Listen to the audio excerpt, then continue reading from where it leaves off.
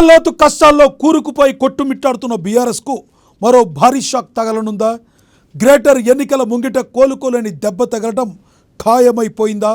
మాజీ మంత్రి మల్లారెడ్డి రేపో మాపో కారుకు గుడ్ బై చెప్పడం లాంఛనమేనా? ఫ్యామిలీ మొత్తం గంప గుత్తుగా పార్టీ మారేందుకు సిద్ధమైపోయారా అంటే అవును అనే గుసగుసలు వినబడుతున్నాయి.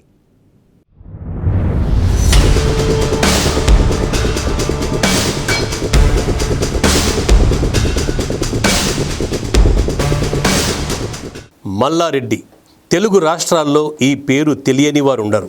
విద్యా సంస్థల అధినేతగా, రాజకీయ నాయకుడిగా, మాజీ మంత్రిగా ఆయన అంటే తెలియని వారే లేరని చెప్పొచ్చు.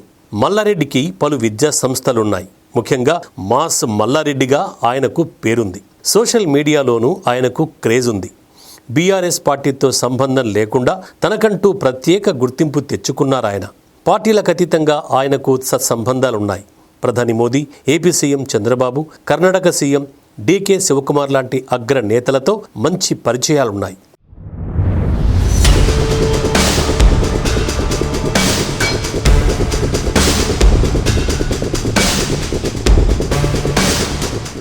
రెండు 2014లో టీడీపీ నుంచి పొలిటికల్ ఎంట్రీ ఇచ్చిన మల్లారెడ్డి 10 ఏళ్లలో రాజకీయంగా ఎంతో బలపడ్డారు.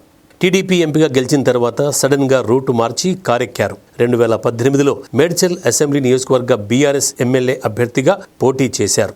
ఆ ఎన్నికల్లో విజయం సాధించి ఏకంగా మంత్రి పదవిని అధిరోహించారు. ఈ క్రమంలోనే బీఆర్ఎస్లో ఆయన హవా కొనసాగింది.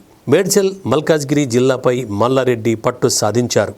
గ్రేటర్ బీఆర్ఎస్లో కీలక నేతగా అవతరించారు.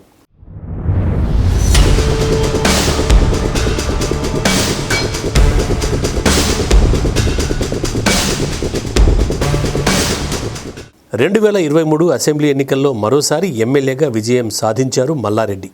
ఆ ఎన్నికల్లో బీఆర్ఎస్ ఓటమితో ఆయన నిరాశ చెందారు. పైగా గులాబీ పార్టీ రోజురోజుకు వీక్ అవుతున్న వేళ పక్క పార్టీల వైపు ఆయన చూపు ఉందనే ప్రచారం కూడా జరిగింది. ఆ మధ్య డీకే శివకుమార్ను మల్లారెడ్డి కలవడం ప్రాధాన్యతను సంతరించుకుంది. కాంగ్రెస్లోకి ఆయన జంపు కొడతారన్న వార్తలు కూడా వచ్చాయి. ఇక జంపింగ్ లాంఛనమేనని అనుకుంటున్న తరుణంలో ఎందుకనో అది కార్యరూపం దాల్చలేదని చెబుతుంటారు.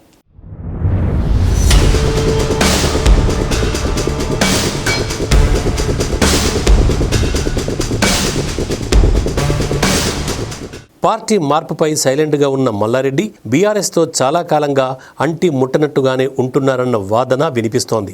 గ్రేటర్ ఎన్నికల ముంగిట పార్టీ హైకమాండ్తో ఆయన పూడ్చలేని గ్యాప్ వచ్చేసిందన్న టాక్ కూడా నడుస్తోంది. అందుకే ఎస్ఐఆర్, సభ్యత్వ నమోదు లాంటి కార్యక్రమాలకు బీఆర్ఎస్ పెద్దలు పిలుపునిచ్చిన మల్లారెడ్డి మాత్రం ఆ కార్యక్రమాలకు దూరంగా ఉంటున్నారట. గ్రేటర్లో బీఆర్ఎస్ ఎమ్మెల్యేలు ప్రాతినిధ్యం వహిస్తున్న ప్రతి నియోజకవర్గంలోనూ కేటీఆర్ పర్యటిస్తున్నారు. ఎస్ఐఆర్ మెంబర్షిప్ డ్రైవ్ గురించి బీఆర్ఎస్ క్యాడర్కు సలహాలు, సూచనలు ఇస్తూ వస్తున్నారు. కానీ మల్లారెడ్డి ప్రాతినిధ్యం వహిస్తున్న మేడ్చల్లో మాత్రం అలాంటి మీటింగులేవీ లేవు. ఈ నేపథ్యంలో తెర వెనక ఏదో జరుగుతోందని గులాబీ శ్రేణులు కూడా మాట్లాడుకుంటున్నారు.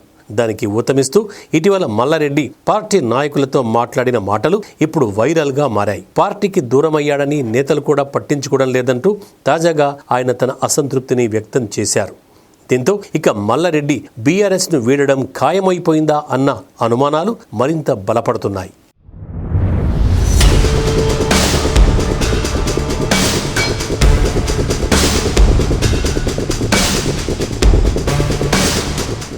మల్లారెడ్డి ఒక్కరే కాదు, ఆయన ఫ్యామిలీ మొత్తం జంపింగ్ లిస్టులో ఉందన్న టాక్ బలంగా వినిపిస్తోంది.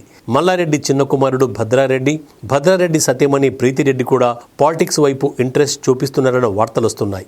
ఇటీవల ప్రీతిరెడ్డి ఢిల్లీలో ప్రధానమంత్రి నరేంద్ర మోదీని కలవడం రాజకీయంగా తీవ్ర చర్చనీయాంశమైంది.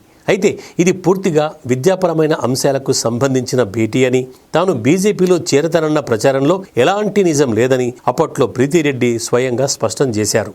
కానీ ఇప్పుడు మల్లారెడ్డి మాట్లాడిన మాటలతో భద్రారెడ్డి, ప్రీతిరెడ్డి పొలిటికల్ ఇన్నింగ్స్కు సిద్ధమవుతున్నారన్న చర్చ జరుగుతోంది.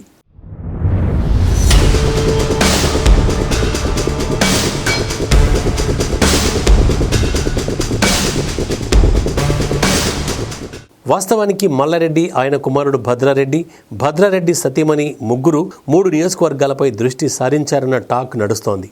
అంతేకాదు బీఆర్ఎస్ గ్రాఫ్ తగ్గుతున్న వేళ కేసీఆర్, కేటీఆర్ వ్యవహరిస్తున్న తీరు సరికాదని పార్టీలోని అంతర్గత సమావేశాల్లో మల్లారెడ్డి కుండ బద్దలు కొట్టినట్టు చెప్పారట.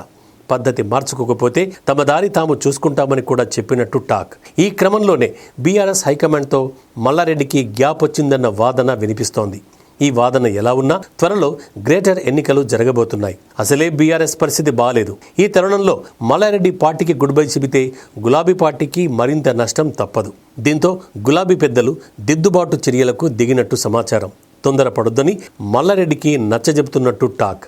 మల్లారెడ్డి అల్లుడు మల్కాజ్గిరి ఎమ్మెల్యే మర్రి రాజశేఖర రెడ్డి ద్వారా సంప్రదింపులు జరుగుతున్నట్టు తెలుస్తోంది.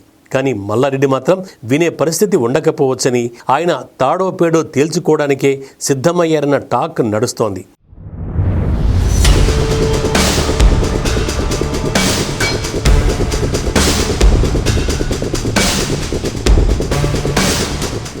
ఏం చేసినా ఇక గ్రేటర్ ఎన్నికలకు ముందే మల్లారెడ్డి కారు దిగడం ఖాయమంటూ ప్రచారం జోరుగా సాగుతోంది. ఈ మేరకు బీఆర్ఎస్ పెద్దలకు ఆయన షాక్ ఇవ్వడం లాంఛనమేనన్న మాట వినిపిస్తోంది. అటు కాంగ్రెస్, ఇటు బీజేపీలో ఎటు చేరాలన్న దానిపై ఆయన తర్జన భర్జన పడుతున్నారట.